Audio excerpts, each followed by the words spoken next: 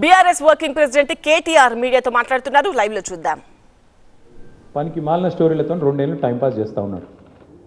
నేను అడుగుతా ఉన్నా ఆయనని, రేవంత్ రెడ్డిని, ఒకటి కాదు 2 కాదు, ఇంకో 1000 వేసుకో, నీ సిట్టులు చిట్టీలు ఇంకో 1000 వేసుకో, ఏం ఫరక్ పడదు. మేము మాత్రం కొద్దిగా ఉంటే కొన్ని రోజులు శునకానందం ఉంటుంది, కానీ మేము మాత్రం నేను వదిలిపెట్టాం. బీఆర్ఎస్ ఇవాళ తెలంగాణ ప్రజల గొంతుక, ప్రధాన ప్రతిపక్ష పార్టీ. మీరు ఎన్నికల్లో ఆనాడు మమ్మల్ని ఓడించడానికి అడ్డమైన మాటలు చెప్పి, అడ్డగోలు హామీలు ఇచ్చి, అందమైన అబద్ధాలను 6 గ్యారంటీ కార్డుల రూపంలో ప్రచురించి ఆ రోజు ప్రజలను ఏదైతే బురిడి కొట్టించినారో, మేము ప్రజల తరపున గట్టిగా మాట్లాడుతున్నాం అన్నది నీ బాధ. ఇవాళ ఎట్లా ఉన్నదంటే నీ వ్యవహారం, రేవంత్ రెడ్డి గారు, అదృష్టం అందలం ఎక్కిస్తే బుద్ధి మాత్రం ఇంకా బురదలనే ఉన్నది. రేవంత్ రెడ్డి రాజకీయంగా ఇంకా కూడా ఆయనకు జ్ఞానం రాలే, ముఖ్యమంత్రి అన్న సోయి లేదు. తెల్లారి లేస్తే కేసీఆర్ గారిని తిట్టడం, మా పార్టీ నాయకులను తిట్టడం, పనికిమాలిన బూతులు మాట్లాడడం, పనికిమాలిన పని చేయడం తప్ప. అందుకే అంటున్నా నేను, అదృష్టం అందలం ఎక్కించినా బుద్ధి మాత్రం బురద బుద్ధే రేవంత్ రెడ్డిది. అందుకే ఈ దిక్కుమాలిన పనులు చేస్తూ ఉన్నాడు. 2 సంవత్సరాల నుంచి సాగదీస్తున్నాడు ఫోన్ ట్యాపింగు. నేను ఇవాళ అడుగుతా ఉన్నా రేవంత్ రెడ్డిని, ఎందుకు ఒక్క అధికారి కానీ, ఒక్క మంత్రి కానీ, లేదా స్వయంగా హోంమంత్రి ముఖ్యమంత్రిగా ఉన్న ఈ రాష్ట్రంలో ఒక్క అఫీషియల్ ప్రెస్ మీట్ ఎందుకు ఉండదండి ఫోన్ ట్యాపింగ్ మీద? ఒక్కరు బయటకు వచ్చి ఎందుకు మాట్లాడరు? ఎన్ని రోజులు లీక్ల మీద బతుకుతావు? జరిగింది తప్పు అంటున్నావు, ఏం తప్పు జరిగింది చెప్పు. ఇంకెన్ని రోజులు లీక్ల మీద బతుకుతావు? ఎన్ని రోజులు లీకులు ఇచ్చుకుంటా, ఫలానా వల్లదైంది, ఇదైంది, అల్లమైంది, బెల్లమైంది, పనికిమాలిన లీకులు తప్ప ఒక్క అధికారిక ప్రెస్ మీట్ ఈరోజు వరకు ఉందా? సిట్టు కానీ, ఇంకోటి కానీ, లేదా మంత్రులు కానీ, ముఖ్యమంత్రి కానీ ఒక్క మాట అధికారికంగా చెప్పిన పాపన పోయినరా? ఏంది ఫోన్ ట్యాపింగ్? ఎవరి ఫోన్ ట్యాపింగ్? ఎక్కడ ఫోన్ ట్యాపింగ్?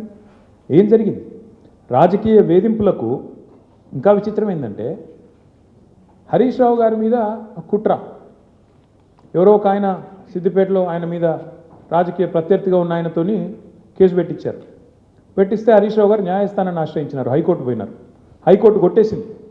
కొట్టేస్తే ముఖ్యమంత్రి గారు, ఆయన ఆరాటం ఎట్లాంటిదంటే హరీష్ రావు గారిని జైలుకు పంపాలని సుప్రీంకోర్టుకు పంపించినాడు ఈ కేసును. హైకోర్టు కొట్టిస్తే ప్రభుత్వ పైసలతోని, ప్రభుత్వమే పెద్ద పెద్ద న్యాయవాదులు, గంటకు ₹1 కోటి తీసుకునే న్యాయవాదులను పెట్టి ప్రజల పైసలతోని సుప్రీంకోర్టుకు పోయినాడు. సుప్రీంకోర్టు కూడా కొట్టేసింది. అయినా నీకు సిగ్గు రాలేదా? ఈ కేసులో ఏం లేదు, విచారణార్హం కాదు ఈ కేసు అని, ఈ ఫోన్ ట్యాపింగ్లో పసలేదు హరీష్ రావు గారి మీద అని చెప్పి సుప్రీంకోర్టు కొట్టేసినాక కూడా, సుప్రీంకోర్టు కంటే కూడా నీ సిట్టు, నీ చిట్టి పెద్దదా? అసలు ఏమైనా ఇంగితం ఉందా ఈ ముఖ్యమంత్రికి కానీ, ప్రభుత్వానికి కానీ? వాళ్ళ బాధ అంతా ఒకటే.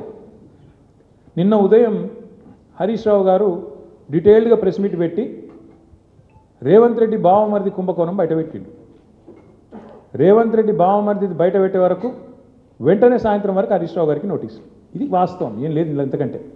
నిజంగానే హరీష్ రావు గారు నిన్న చెప్పింది తప్పైతే, నిన్న ఉదయం ప్రెస్ మీట్లో హరీష్ రావు గారు చెప్పింది అయితే సింగరేణి సంస్థను, సంబంధిత అధికారులు, బాధ్యులైన మంత్రి గారో లేదా ముఖ్యమంత్రి గారో ఈ పార్టీకి తప్పు వారు చెప్పింది ఇది వాస్తవం అని చెప్పాలి కదా. చెప్పారా? 24 గంటలు అయిపోయింది. ఎందుకు మాట్లాడట్లేదు? ఎందుకు ఒక్క స్పందన లేదు? ఎందుకు ఒక్కరంటే ఒక్కరు? కాంగ్రెస్ కుంభకోణాలు బయటపెట్టిన ప్రతిసారి ఇదే డైవర్షన్ గేమ్లు, ఇదే రకమైన డ్రామాలు వీళ్ళకి అలవాటుగా మారిపోయింది. సింగరేణి టెండర్లలో ఇవాళ నేను ఆధారాలతో సహా మీ ముందు బయటపెట్టబోతా ఉన్నాను.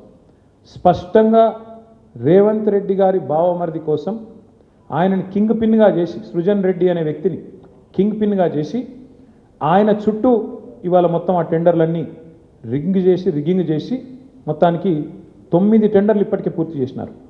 మీకు ఈ విషయంలో ఒక చిన్న అవగాహన ఉండాలి కాబట్టి ఒక చిన్న విషయం చెప్తాను. మేము గతంలో దాదాపు 10 ఏళ్ళు అధికారంలో ఉన్నాం. సింగరేణి సంస్థలో కేసీఆర్ గవర్నమెంట్ ఉన్నప్పుడు ఎన్నడూ రాజకీయ జోక్యం లేదు, ఎన్నడూ ఇట్లాంటి దిక్కుమాలిన కార్యక్రమాలు లేవు, ఈ పైసల ఆలోచన లేదు. అందుకే నీట్గా కంపెనీ నడిచింది. వేలాది మంది కార్మికులకు అద్భుతమైన బోనస్లు ఇచ్చినాం, 30%, 35% బోనస్లు ఇచ్చినాం.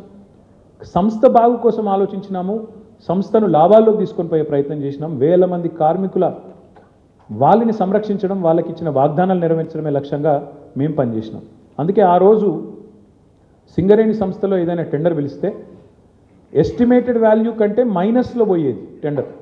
ఎస్టిమేటెడ్ వాల్యూ ₹100 అయితే -10, -20 అంటే కాంపిటీషన్ ఉండేది. కాంట్రాక్టర్లు ఒకరితో ఒకరు పోటీపడి మైనస్లో బిడ్ చేసిన పరిస్థితి, దేశవ్యాప్తంగా కాంట్రాక్టర్లు పార్టిసిపేట్ చేసిన పరిస్థితి. వీళ్ళు సింగరేణిని ఒక బంగారు బాతులాగా చూసి దీనిలో ఎట్లా డబ్బులు సంపాదించాలని ఆలోచన చేసి ఒక కొత్త విధానం, ఒక కొత్త నిబంధన తీసుకొని వచ్చినారు. ఆ నిబంధన ఏందయ్యా అంటే, ఎందుకంటే సింగరేణి దక్షిణ భారతదేశంలోనే అతిపెద్ద కోల్ బ్లాక్, భారతదేశంలోనే అతిపెద్ద కోల్ బ్లాక్స్లో ఒకటి.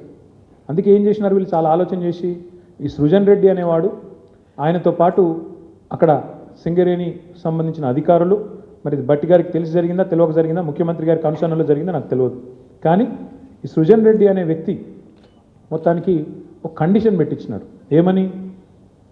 ఖచ్చితంగా ఇప్పుడు ఉదాహరణకు మీరు తెలంగాణలో ఉన్నారు, ఎక్కడో జార్ఖండ్లో కోల్ బ్లాక్ ఉంది, మీకు కంపెనీ ఉంది, మీ కంపెనీకి అర్హతలు ఉన్నాయి, వాళ్ళు టెండర్ పిలిచారు, మీరు డైరెక్ట్గా ఆన్లైన్ టెండర్ వేయచ్చు. ఇవాళ రేపు మొత్తం ₹1,00,000 వరకు కూడా ఆన్లైన్ టెండరే కదా. ఇవాళ 1,00,000 దాటిందంటే ఈ టెండర్, ఈ ప్రొక్యూర్మెంటు, ఈ టెండర్. అట్లాంటప్పుడు 1,000 కోట్లు 100 కోట్లతో ముడిపడ్డ కోల్ బ్లాక్లలో వీళ్ళు ఎంత పనికిమాలిన నిబంధన పెట్టారంటే, మీరు బిడ్ చేయాలంటే, మీరు పార్టిసిపేట్ చేయాలంటే టెండర్లో మీరు ఇక్కడ బిడ్ వేయాలి అంటేనే మీరు సైటుకు స్వయంగా వచ్చి సైటు విజిట్ చేసినట్టు సర్టిఫికేట్ తీసుకోవాలి సింగరేణి దగ్గర అని పెట్టినారు. అంటే దీని ఉద్దేశం ఏంది? ప్రపంచంలో ఇప్పుడు ఆస్ట్రేలియా వాడు ఉంటాడు, అమెరికా వాడు ఉంటాడు, వాడు సింగరేణి బిడ్లో పార్టిసిపేట్ చేయాలంటే వాడు స్వయంగా రావాలా, వచ్చి సింగరేణి అధికారులను కాలు పట్టుకొని వాళ్ళని వేలు పట్టుకొని బతిమలాడి ఆ సర్టిఫికేట్ తీసుకోవాలి, సైట్ విజిట్ చేసినా అని. వీళ్ళు ఏం చేస్తున్నారు? సైట్ విజిట్కి రాగానే ఆ కంపెనీ పేరు, మేనేజింగ్ డైరెక్టర్ పేరు, CEO పేరు, ఫోన్ నంబరు అన్నీ రాసుకుంటున్నారు. రాసుకొని సుజన్ రెడ్డి స్వయంగా బెదిరిస్తున్నాడు ఫోన్ చేసి, నేను ముఖ్యమంత్రి బామ్మర్ది మాట్లాడుతున్నా, మీరు ఇందులో పాల్గొనొద్దు అని బెదిరిస్తున్నాడు. వినలేదనుకో, మేము వేస్తామా, మాకు సీనియారిటీ ఉందంటే వెంటనే ఏం చేస్తున్నారు, వాళ్ళకి సర్టిఫికేట్ ఇస్తలేరు, వాళ్ళు సైట్ విజిట్ చేసినట్టు కూడా సర్టిఫికేట్ ఇవ్వట్లేదు, తద్వారా వాళ్ళు పార్టిసిపేట్ చేయకుండానే ఎగరగొడతా ఉన్నారు. ఇది జరుగుతూ ఉంది సింగరేణి. ఇప్పుడు నైనీ కోల్ బ్లాక్ ఏదైతే నిన్న బట్టి విక్రమార్క గారు రద్దు చేశారో, ఆ రద్దు వెనుక ఉన్నది కూడా వాటాల పంచాయతీ మీకు తెలుసు. అట్లాగే ఈరోజు సింగరేణిలో జరుగుతున్నది కూడా అచ్చంగా ఇదే ఆధారంగా, ఇదే పద్ధతుల్లో ఏం జరిగింది అంటే, ఇప్పుడు నేను చదివి వినిపిస్తాను, మీరు వినండి. ఇది కొత్తగా ప్రారంభమైంది కాదు. రేవంత్ రెడ్డి గారి గవర్నమెంట్ రాగానే కాంగ్రెస్ గవర్నమెంట్ రాగానే ఈ దోపిడీ స్టార్ట్ అయింది. ఎప్పుడు స్టార్ట్ అయింది? ఫిబ్రవరి 24 నుంచి స్టార్ట్ అయింది. ఫిబ్రవరి 20 రోజు ఎంక్వైరీ డేటు ఒక 385 కోట్లది టెండర్ పిలిచింది. అప్పుడు ఇంకా ఈ సైట్ విజిట్ ఇది పెట్టినట్టు లేరు, అందుకే అప్పుడు కూడా లెస్లోనే పోయింది. తర్వాత ఇంకొక టెండర్ పిలిచిండ్రు మేలో, అది కూడా లెస్లోనే పోయింది. Godavari Khani RGOC1, RGOCP3 mine, ఈ రెండు కూడా ఇంకా అప్పటికి దిక్కుమాలిన దంద మొదలు కాలే. ఆడికెళ్ళి మొదలైంది కథ. ఎప్పుడు? 24కి వెళ్ళి 24 జూన్కి వెళ్ళి మొదలైంది.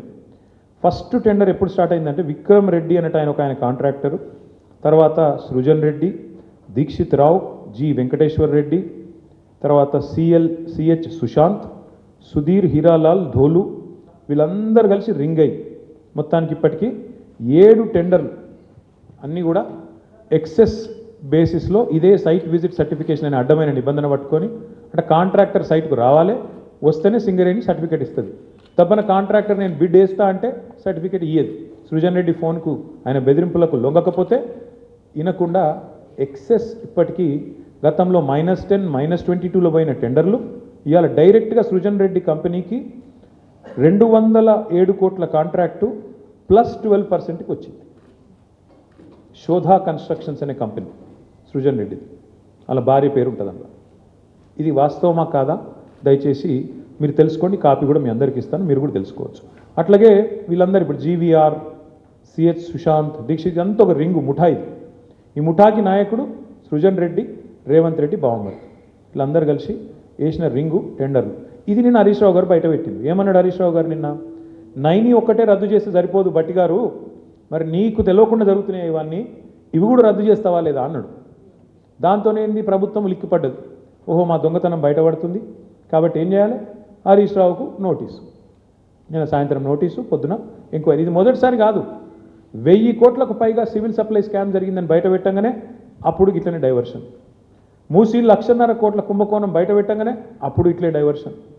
కొడంగల్లో అల్లుడు గారి ఆమ్యామ్య లగచర్ల భూములు కొట్టేస్తున్నాడు, అల్లుడు గారి కోసం ఆయన మ్యాక్స్ బిఎన్ అనే ఫార్మా కంపెనీ కోసం అనగానే అప్పుడు ఇట్లనే మా నరేందర్ రెడ్డిని తీసుకుపోయి 37 రోజులు జైల్లో పెట్టిండ్రు. ఆయనతో పాటు రైతులను జైల్లో పెట్టిండ్రు.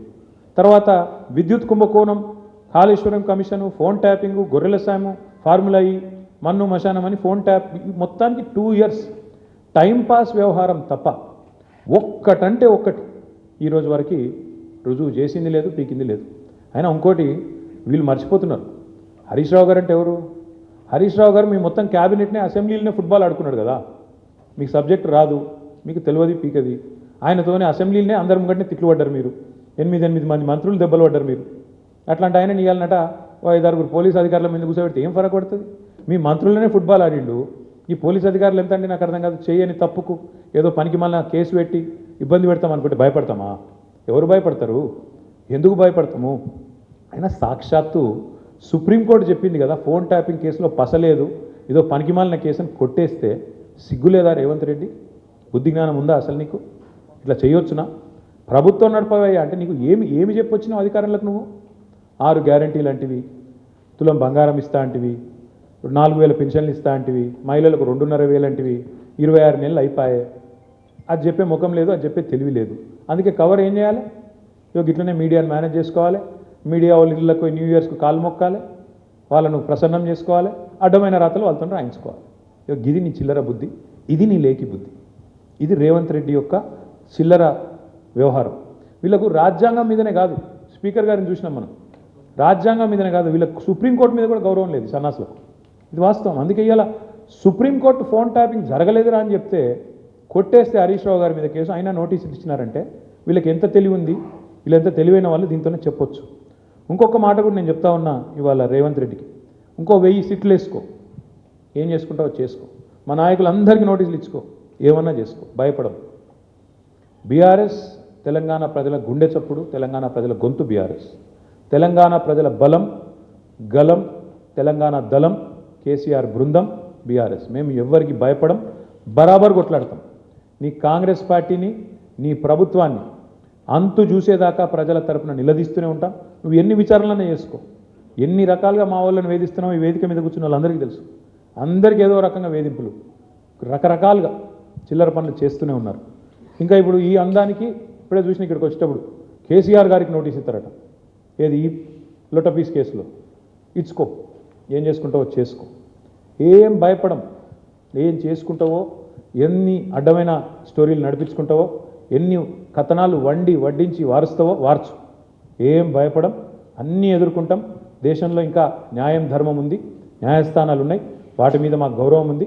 తప్పకుండా నీలాంటి దుర్మార్గులతో ఎట్లా కొట్లాడాలో అట్లా కొట్లాడతాం. కానీ ఇక్కడ ఈ మొత్తం కేసులో ప్రధాన దోషి ఇవాళ ముఖ్యమంత్రి బావమరిది.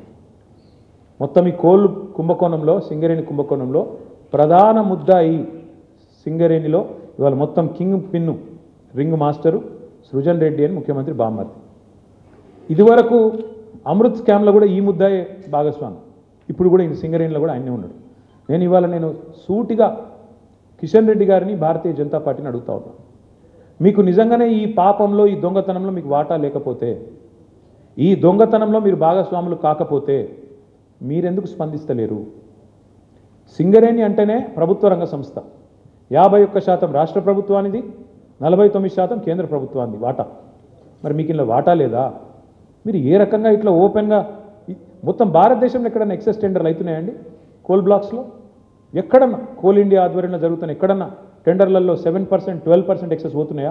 మరి ఎక్కడ లేని సింగరేణిలో పోతున్నాయంటే, ఎక్కడ లేని సర్టిఫికేట్, విజిట్ సైటేషన్ సర్టిఫికేట్ అనేది సింగరేణిలో పెట్టిరంటే, ఇవన్నీ చూస్తూ కూడా coal minister, central cabinet minister Kishan Reddy గారు నిర్లిప్తంగా ఉన్నారు, మౌనంగా ఉన్నారంటే ఏమనుకోవాలి మేము? ఈయనకు కూడా ఇలా వాటాలు ముడుతున్నాయనా? ఇద్దరు కలిసి పంచుకుంటున్నారనా? ఏమనుకోవాలి? అందుకే మేము డిమాండ్ చేస్తూ ఉన్నాం, సిట్టింగ్ సుప్రీంకోర్టు జడ్జితో కానీ, సిట్టింగ్ హైకోర్టు జడ్జితో కానీ వెంటనే ఒక కమిషన్ వేయండి, విచారణకు ఆదేశించండి అని చెప్పి coal minister, cabinet minister Kishan Reddy గారిని మేము డిమాండ్ చేస్తూ ఉన్నాం. మీరు కేంద్ర ప్రభుత్వంలో ఉన్నారు కాబట్టి మీరు రాయొచ్చు డైరెక్ట్గా లెటర్, మీరు రాయండి, సుప్రీంకోర్టుకు రాయండి, సీజేకి రాసి ఇట్లా కుంభకోణం జరిగింది సింగరేణిలో, అక్కడ సెంట్రల్ గవర్నమెంట్ వాటా 49% ఉన్నది, ఇలా సింగరేణిని ఇష్టం వచ్చినట్టుగా దుర్మార్గంగా కొంతమంది చెరబట్టినారు, వెంటనే ఇందులో లోతుపాతులు చూడాలని చెప్పి ఈ సైటేషన్ సర్టిఫికేట్ ఎందుకు పెట్టినారు? ఇదివరకు మైనస్లో పోయిన టెండర్లు ప్లస్లకు ఎందుకు వచ్చినాయి? అలా సడన్గా ఇదివరకు అడ్రస్ లేని సృజన్ రెడ్డికి కాంట్రాక్ట్లు ఎట్లు వస్తున్నాయి?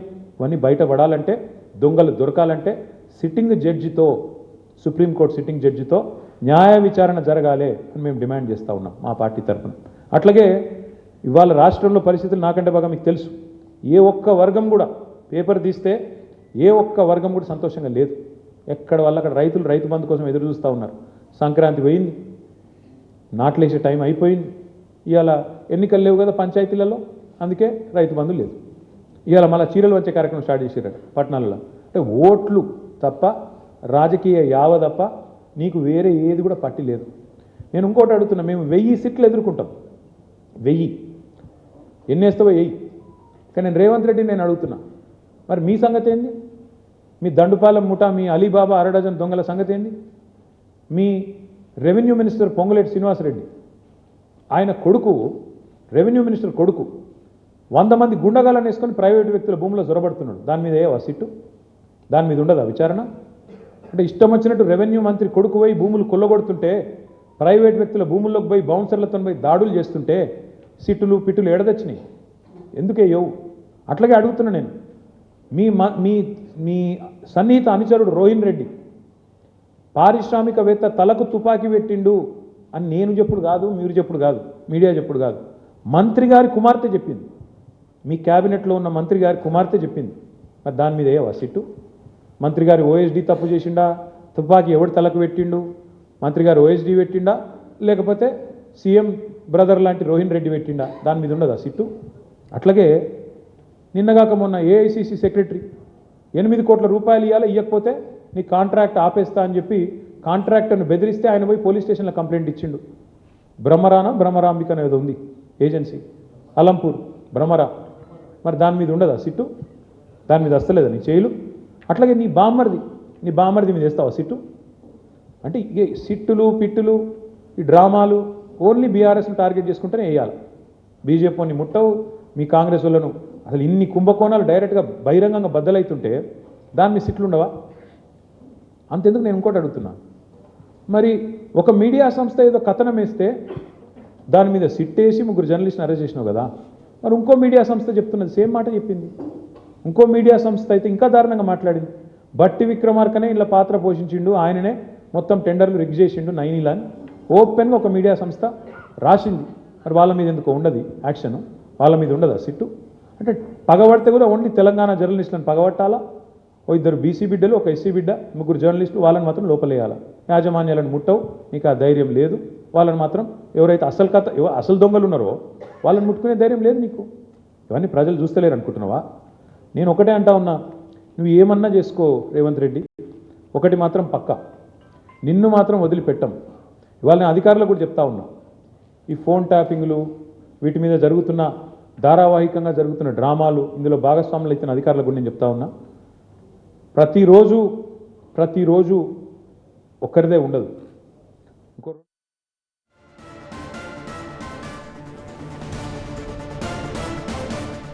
బీఆర్ఎస్ వర్కింగ్ ప్రెసిడెంట్ కేటీఆర్ మీడియాతో మాట్లాడిన లైవ్ ఇప్పటి వరకు మనం చూసాము. సీఎం రేవంత్ రెడ్డిపై విమర్శలు గుప్పిస్తున్నారైనా సుప్రీంకోర్టు జడ్జితో విచారణ జరిపించాలి అని కేటీఆర్ డిమాండ్ చేస్తున్నారు. దొంగలు దొరకాలంటే న్యాయ విచారణ జరగాల్సిందే అని డిమాండ్ చేస్తున్నారు. ఇవన్నీ చూస్తూ కూడా coal minister, central cabinet minister Kishan Reddy గారు నిర్లిప్తంగా ఉన్నారు, మౌనంగా ఉన్నారంటే ఏమనుకోవాలి మేము? ఈయనకు కూడా ఇందులో వాటాలు ముడుతున్నాయనా? ఇద్దరు కలిసి పంచుకుంటున్నారనా? ఏమనుకోవాలి? అందుకే మేము డిమాండ్ చేస్తూ ఉన్నాం, సిట్టింగ్ సుప్రీంకోర్టు జడ్జితో కానీ సిట్టింగ్ హైకోర్టు జడ్జితో కానీ వెంటనే ఒక కమిషన్ వేయండి, విచారణకు ఆదేశించండి అని చెప్పి coal minister, cabinet minister Kishan Reddy గారిని మేము డిమాండ్ చేస్తూ ఉన్నాం. మీరు కేంద్ర ప్రభుత్వంలో ఉన్నారు కాబట్టి మీరు రాయొచ్చు డైరెక్ట్గా లెటర్, మీరు రాయండి, సుప్రీంకోర్టుకు రాయండి, సీజేకి